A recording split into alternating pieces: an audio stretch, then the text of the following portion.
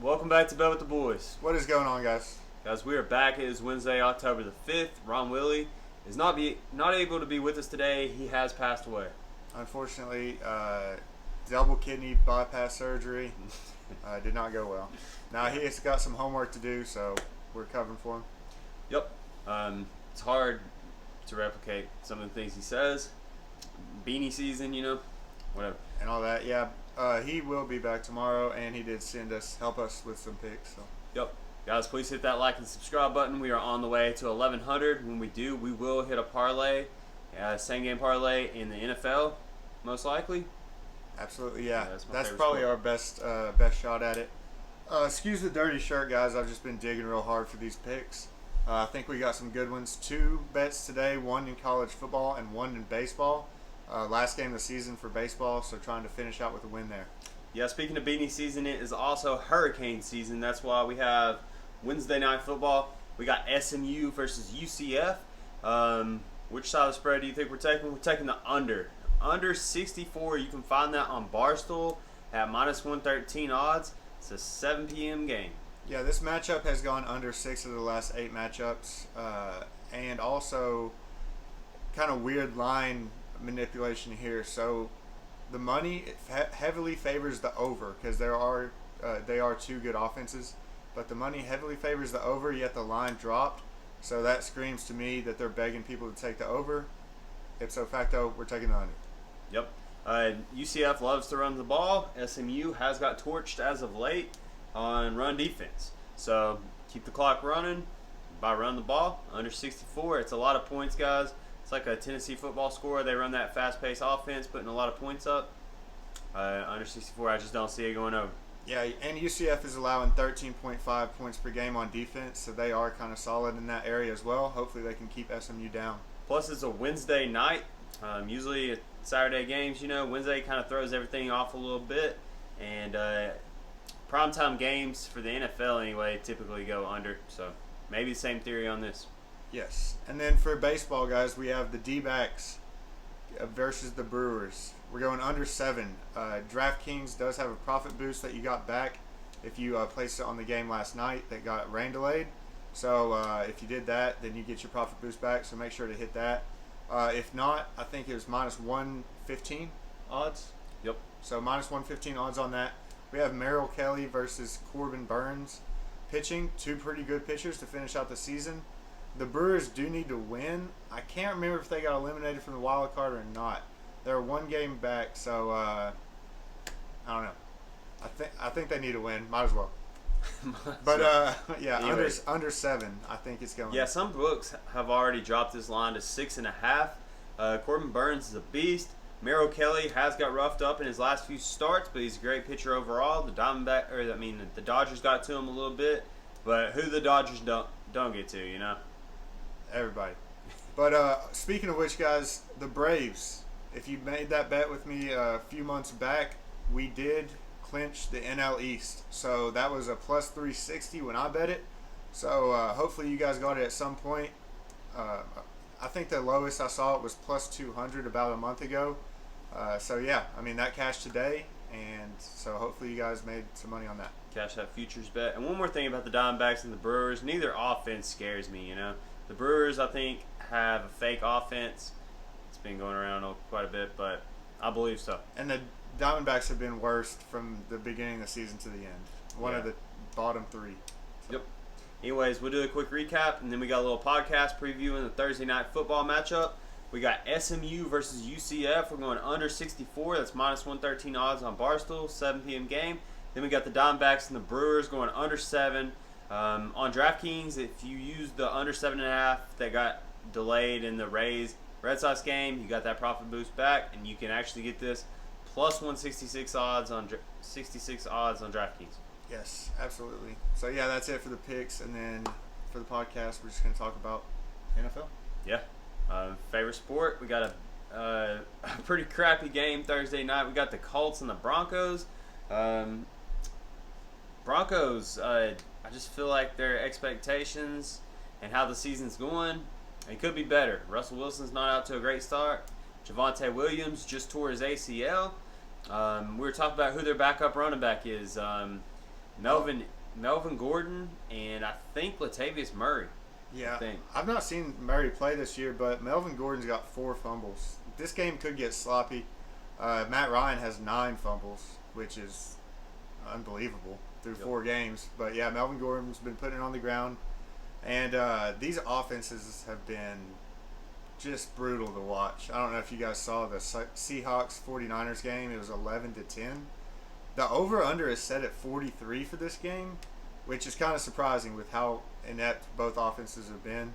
So I don't know if that's a trap line. I'm going to have to dig more into that Jonathan, to see. Yeah, I mean, primetime games usually go under, like I said. Jonathan Taylor is questionable for this game, so I think he's out.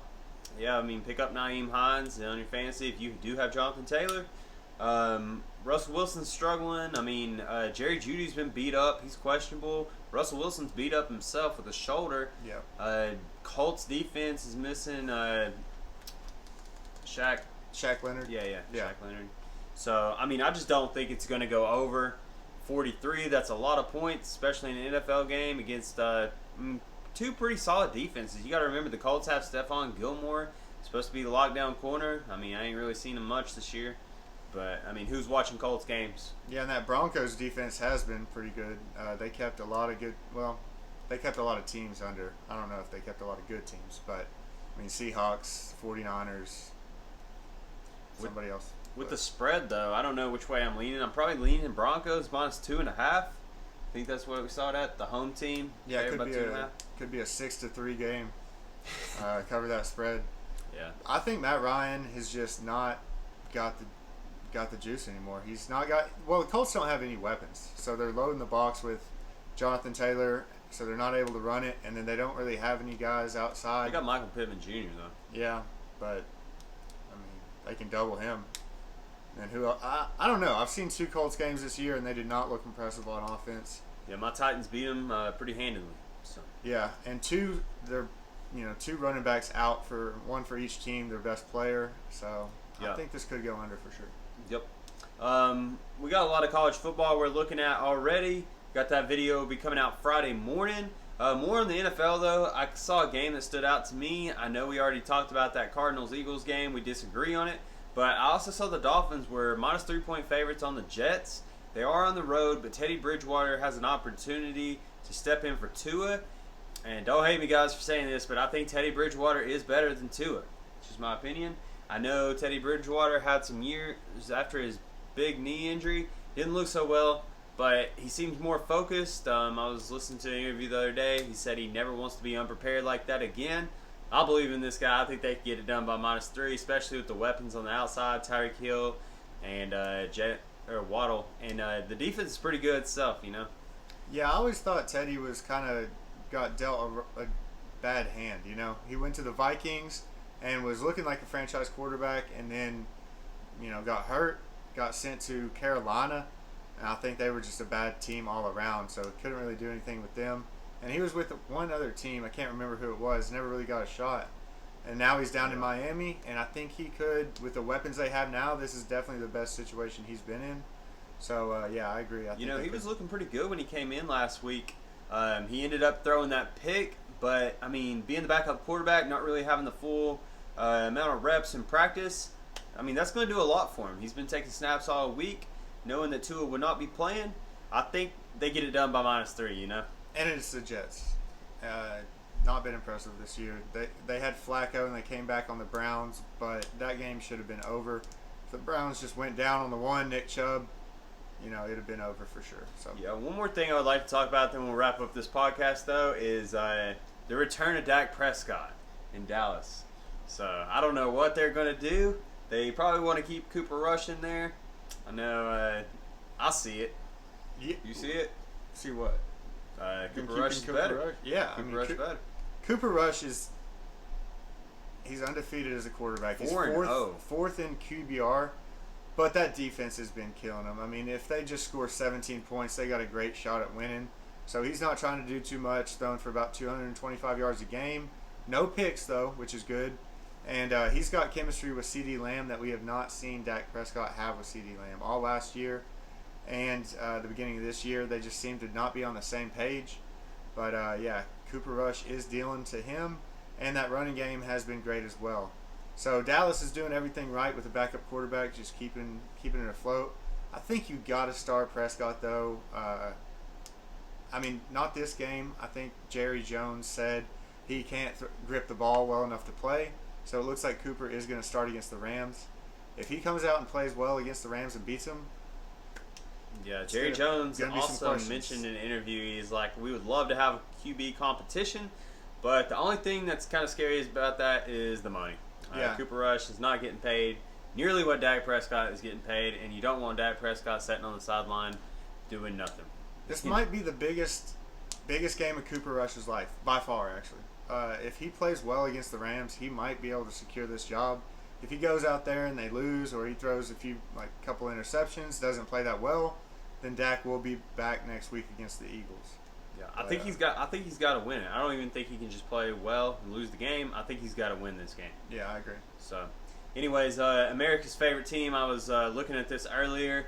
America's team, it's the Atlanta Falcons. They're 4-0 against the spread. I don't think anybody in the world's been on that, but it's something to take a look at moving forward. Yes.